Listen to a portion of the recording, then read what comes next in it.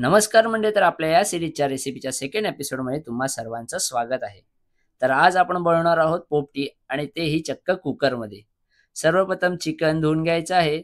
त्यानंतर त्यात दही, आलं लसूण पेस्ट, त्यावर चिकन मसाला, हळद, लाल तिखट, मीठ, गरम मसाला घालून सर्व चिकन व्यवस्थित एकत्रित करून घ्यायचं आहे आणि अर्ध्या तासासाठी मॅरिनेट होण्यासाठी ठेवायचं आहे.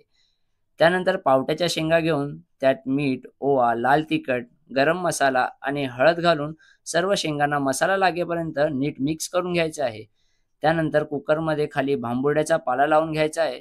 त्यावर थोडा ओवा घालायचा. त्यावर चिकन लावून घ्यायचं आहे. त्यानंतर चिकनवर थोडे मीठ घालून त्यावर पावट्याच्या शेंगा टाकून घ्यायच्या आहेत. त्यावर भांबुर्ड्याचा पाला लावून घ्यायचा आहे आणि असेच थरावर थर लावून घ्यायचे आहेत आणि शेवटी वरून व्यवस्थित भांबुर्ड्याचा पाला लावून त्यावर मीठ घालून कुकर व्यवस्थित बंद करून घ्यायचा आहे.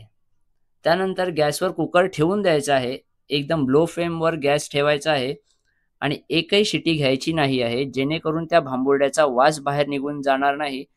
आणि तयार झाली ही आपली पोपटी. तर ही पोपटीची रेसिपी तुम्हाला कशी वाटली ते मला कमेंट करून नक्की कळवा. व्हिडिओ आवडले असेल तर व्हिडिओला लाईक करा आणि चॅनलला नक्की सबस्क्राईब करा. तर भेटूया पुढच्या व्हिडिओमध्ये.